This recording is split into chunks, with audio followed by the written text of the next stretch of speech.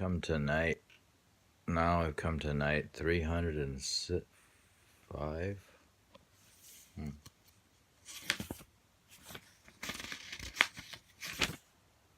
No, 306. Reading Arabian Nights. 306. What in the other night, 305, Mansur didn't seem grateful of all that money they raised for him. That's strange.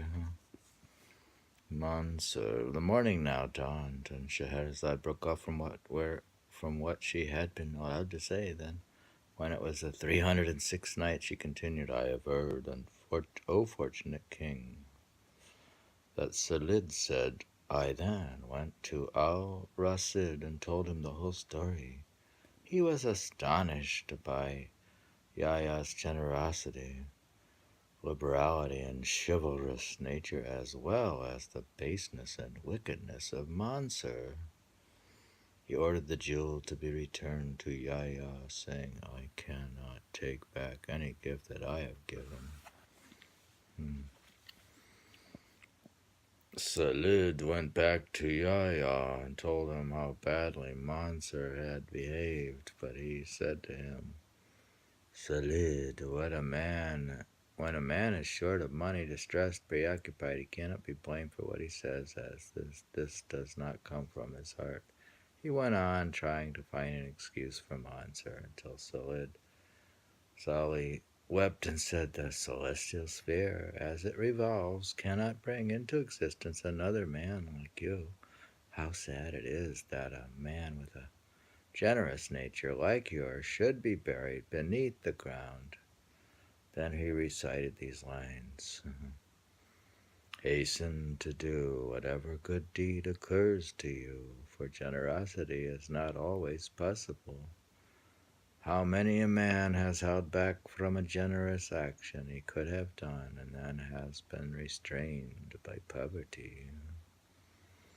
A story also told that there was a secret feud between Yahya ibn Khalid and Abd Allah ibn Malik al-Qusra, which they kept hidden. The reason for this was that Harun al-Rashid, the commander of the faithful, was so fond of Abd Allah that Yahya ibn Khalid and his sons used to say that Abd Allah had bewitched him, and after the two men had long nursed hatred in their hearts, it happened that al-Yasid sent Abd Allah off to be governor of Armenia.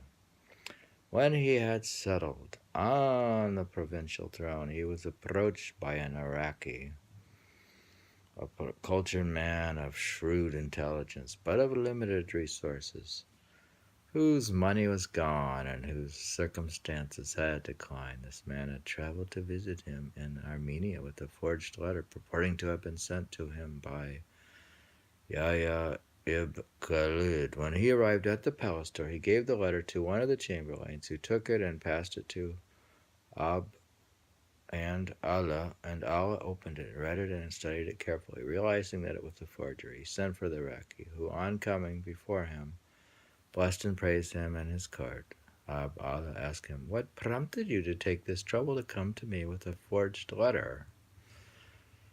"Don't be distressed, however, for I shall see that your efforts do not go unrewarded."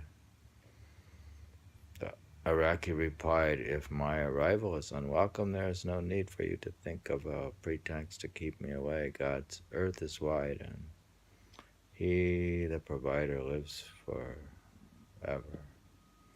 The letter that I had brought you from Yahya Khalid is genuine and not a forgery."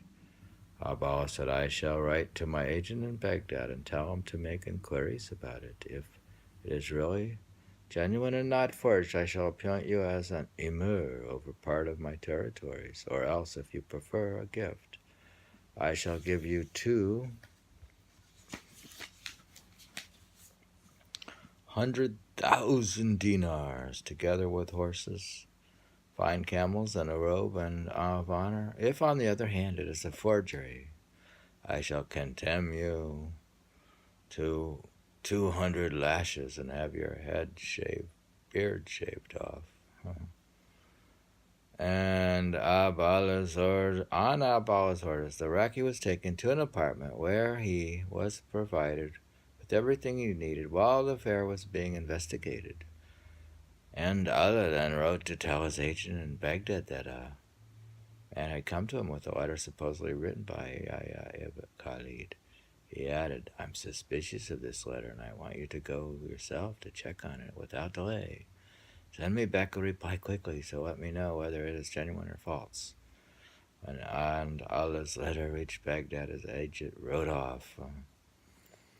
That's the end of night 306. It's about the forged letter. And we don't know the answer, so we have to wait till night 307. We had been reading from night 306 from Arabian Nights Tales of 1001 Nights, translated by Malcolm Lyons, Penguin Classics. Any comment? No, read the other one. Read the next night? Yeah, it was short. So we took him to 6 minutes.